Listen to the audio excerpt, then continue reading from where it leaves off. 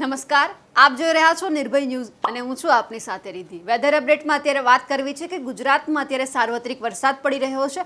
એમની સાથે ભારતની અંદર અત્યારે 3 સિસ્ટમ સક્રિય થઈ રહી છે, જેના થકી અત્યારે ગુજરાતમાં સારામાં સારો વરસાદ પડી રહ્યો છે। આ 3 સિસ્ટમ કઈ કઈ જગ્યા પર સક્રિય થઈ છે, અત્યારે કયા જિલ્લામાં સારો વરસાદ પડી રહ્યો છે, અત્યાર સુધીમાં છેલ્લા 24 કલાકમાં કેટલો વરસાદ કયા વિસ્તારમાં નોંધાયો છે અને એમની સાથે કયા વિસ્તારમાં અત્યારે રેડ એલર્ટ, ઓરેન્જ એલર્ટ અને યલો એલર્ટ આપવામાં આવ્યું છે, કયા એવા રાજ્યો છે કે જ્યાં સારામાં સારો વરસાદ પડી રહ્યો છે, જેમના થકી ગુજરાતની અંદર અત્યારે સાર્વત્રિક વરસાદ વરસી રહ્યો છે, આપણે બધું જ સમજીએ। અને એમની સાથે પહેલા વિંડીના માધ્યમથી એ સમજી લઈએ કે ગુજરાતની આજુબાજુ જે 3 સિસ્ટમ સક્રિય થઈ રહી છે તેમને લઈને અત્યારે ગુજરાતમાં કેવો વરસાદ પડી રહ્યો છે, કઈ કઈ સિસ્ટમ છે અને કઈ જગ્યા ઉપર સક્રિય થઈ છે। સૌથી પહેલા જો ગુજરાતની અંદર સારામાં સારો વરસાદ પડતો હોય તો એમનું એક કારણ છે કે ખંભાતનો અખાત અહીંયા આવેલો છે અને ખંભાતના અખાતની બાજુમાં અત્યારે એક શિયર ઝોન સક્રિય થયું છે। આ શિયર ઝોનના કારણે પણ ગુજરાતની અંદર અત્યારે સારો વરસાદ વરસી રહ્યો છે, જે તમે આ નિશાન જોઈ શકો છો।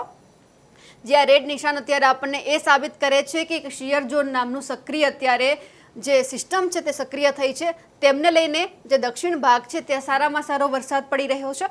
આ સાથે જ અરબી સમુદ્રની અંદર પણ એક લો પ્રેશર સિસ્ટમ સક્રિય બની છે, લો પ્રેશર સર્જાયું છે, જેમના થકી અત્યારે સારામાં સારો વરસાદ પડી રહ્યો છે અને જે પવનો ફૂંકાઈ રહ્યા છે અરબી સમુદ્રમાંથી એ જે દક્ષિણ ભારતનો ભાગ છે ત્યાંથી પસાર થઈને બંગાળની ખાડીમાં આવે છે। બંગાળની ખાડીમાં પણ અત્યારે એક સાયક્લોનિક સિસ્ટમ છે તે સક્રિય થઈ રહી છે, જેમના થકી જે બધા પવનો એકસાથે ભેગા મળી ગુજરાતની અંદર અને દેશની અંદર આવે છે।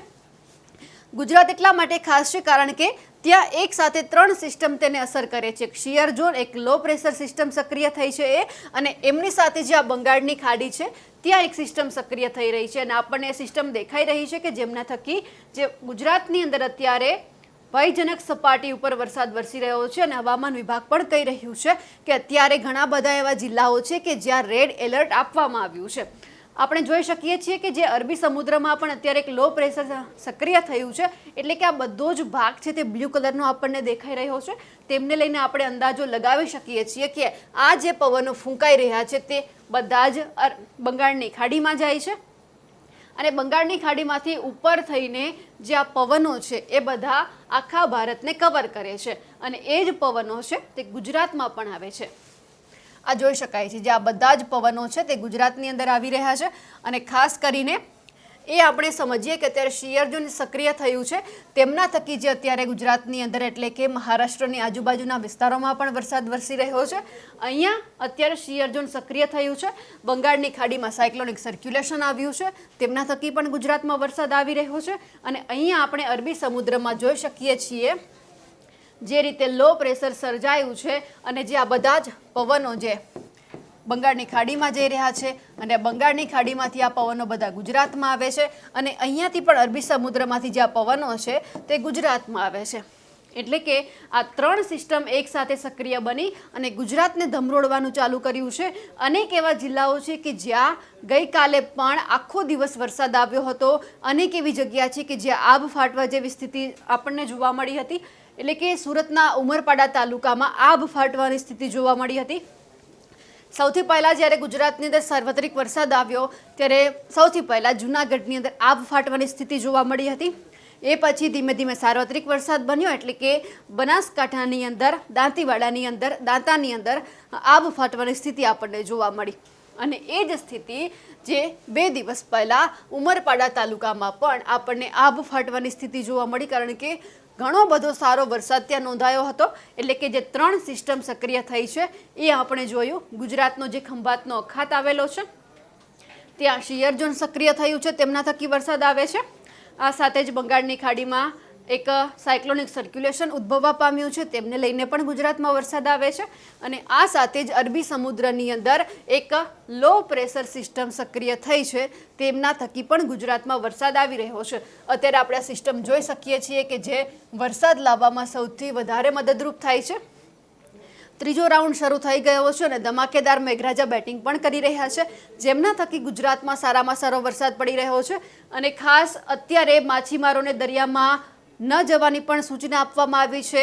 4 દિવસ માટે હવામાન વિભાગે એવું પણ કહ્યું છે કે ગુજરાતની અંદર જે દરિયાકાંઠાના વિસ્તારો છે એમાં જે માછીમારો છે તે દરિયામાં ન જવા જોઈએ, કારણ કે લગભગ 40 થી 45 કિલોમીટરની ઝડપે પવન ફૂંકાવાની શક્યતા છે 4 દિવસ દરમિયાન, એટલે કે 20 તારીખ સુધી.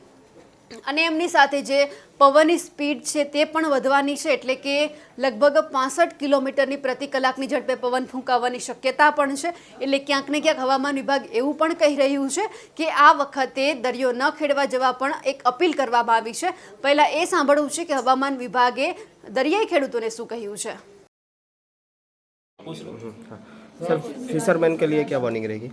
हाँ, फिशरमैन के लिए आपका सारे गुजरात कोस्टल जो रीजन है इसमें डे 1 से डे 5 तक वार्निंग है. Day 1, day 2 and 35 to 45 with gusting 55 to 55 kilometre per hour speed रहेगा. और डे 3 में आपका स्पीड थोड़ा बढ़ेगा 45 to 55 with gusting 65 kilometre per hour होगी. उसके आगे फिर अगले जो 3 दिन है 35 to 45 kilometre per hour with gusting speed 55 kilometre per hour. હવામાન વિભાગે દરિયાઈ ખેડૂતોને સૂચન તો કરી દીધું, પરંતુ એ જોવાનું છે કે અત્યારે હવામાન વિભાગે કઈ કઈ જગ્યા એવી છે કે જ્યાં રેડ એલર્ટ આપવાનું સૂચન કર્યું છે. આ સાથે જ ઓરેન્જ એલર્ટ છે તે કઈ જગ્યા ઉપર છે, એમની સાથે યલો એલર્ટ કઈ જગ્યા ઉપર આપવામાં આવ્યું છે. સૌથી પહેલાં આપણે રેડ એલર્ટની વાત કરી લઈએ. સ્થળોએ અત્યંત ભારે વરસાદની આગાહી કરવામાં આવી છે એ વિસ્તારોની આપણે વાત કરીએ છીએ. રાજકોટ, દેવભૂમિ દ્વારકા, જુનાગઢ અને પોરબંદર. સૌરાષ્ટ્રના આપણને અત્યારે 4 જિલ્લા દેખાઈ રહ્યા છે: દેવભૂમિ દ્વારકા, પોરબંદર, જુનાગઢ અને રાજકોટ. આ જિલ્લામાં ભારે વરસાદની આગાહી કરવામાં આવી છે. આ સાથે જ સુરત, નવસારી, વલસાડ અને દાદરા નગર હવેલી આ જે જિલ્લાઓ છે કે ત્યાં પણ હવામાન વિભાગે અત્યંત ભારે વરસાદની આગાહી કરી છે. અહીંયા જે ખંભાતનો અખાત આવેલો છે એ જગ્યા ઉપર શિયર ઝોન અસ્તિત્વમાં આવ્યું છે, તેમના લઈને ત્યાં વરસાદ પડી રહ્યો છે. આ સાથે જ ભારેથી અતિ ભારે વરસાદની આગાહી કરી લઈએ કે જેમાં ઓરેન્જ એલર્ટ કયા વિસ્તારમાં આપવામાં આવ્યું છે.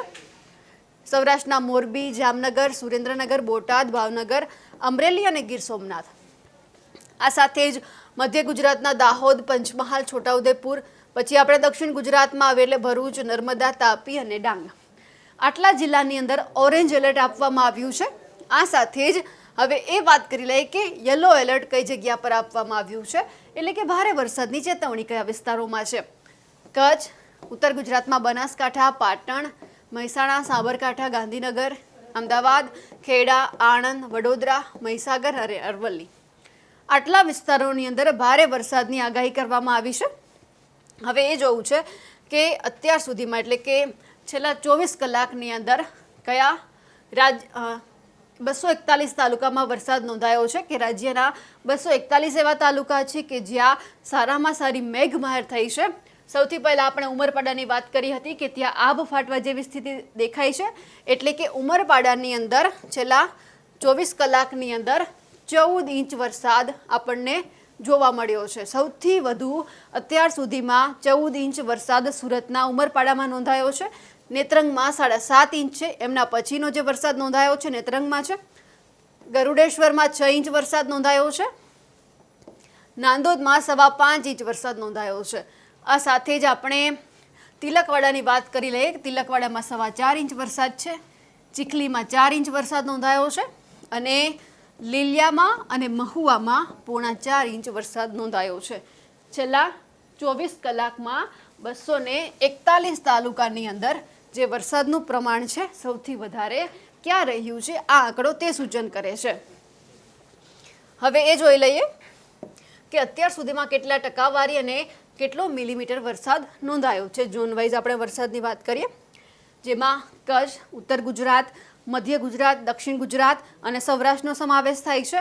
આ સાથે જ સમગ્ર ગુજરાતમાં કેટલા મિલીમીટર વરસાદ નોંધાયો છે તે પણ જોઈ લઈએ. સૌથી પહેલાં આપણે કચ્છની વાત કરીએ. કચ્છમાં અત્યાર સુધીનો 189.6 મિલીમીટર વરસાદ નોંધાયો છે, એટલે કે એમની ટકાવારી થાય છે 39.10%.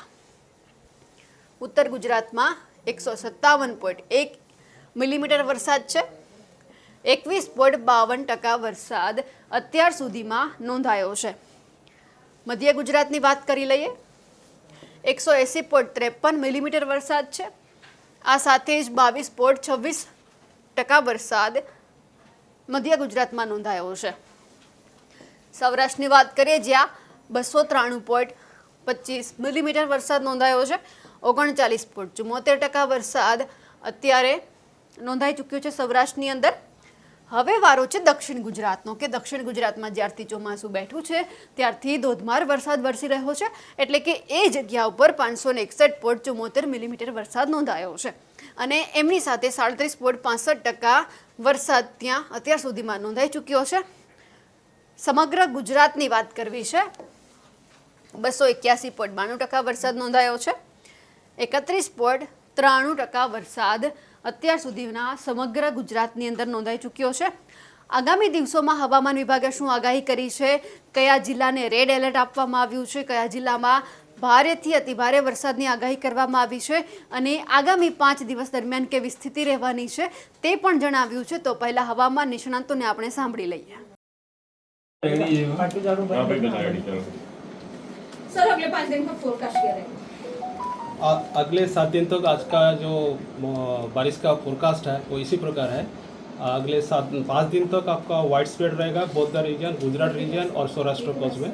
और उसका अगले 5, 6 और 7 दिन डे 7 एंड डे 6 में आपका फेल वाइड स्प्रेड रहेगा. और आपका जो हेवी रेनफॉल का वार्निंग है इस प्रकार है. डे 1 में heavy to very heavy with extremely rainfall होने का चांसेस है isolated places both Gujarat region and Saurashtra coast में.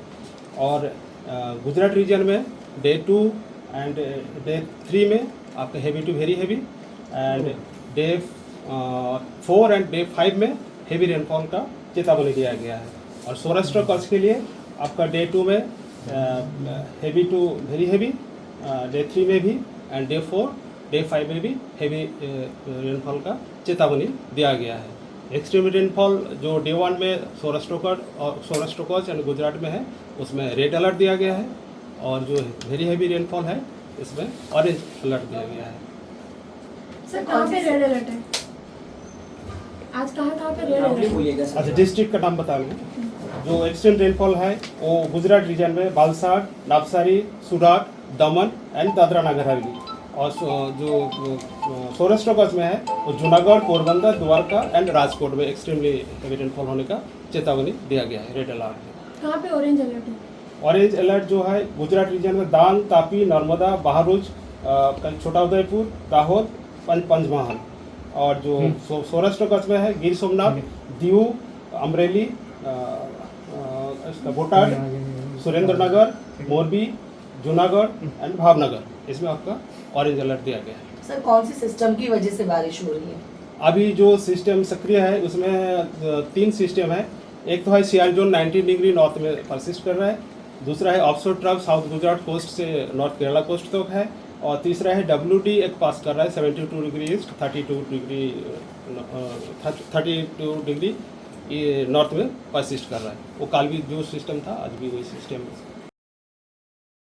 ફરી એક વખત અમે દરિયાઈ ખેડૂતોને સૂચન કરીએ છીએ કે તમે અત્યારે જો કામ ના હોય તો દરિયો ખેડવા માટે ન જાઓ, કારણ કે ગમે ત્યારે જે પવનની ગતિ છે તે વધી શકે છે. એટલે કે 65 કિલોમીટર પ્રતિ કલાકની ઝડપે થઈ શકે છે, જેમના થકી તમને જ નુકસાન થવાનું છે. ક્યાંક ને ક્યાંક જે હવામાન વિભાગે આગાહી કરી છે તેમનું પણ તમે જે સૂચન કરવામાં આવ્યું છે તે પણ સાંભળો, જેમના થકી તમને પણ નુકસાન ન થાય. અમારા અહેવાલ વિશે તમારું શું કહેવું છે કમેન્ટ કરીને ચોક્કસથી જણાવજો.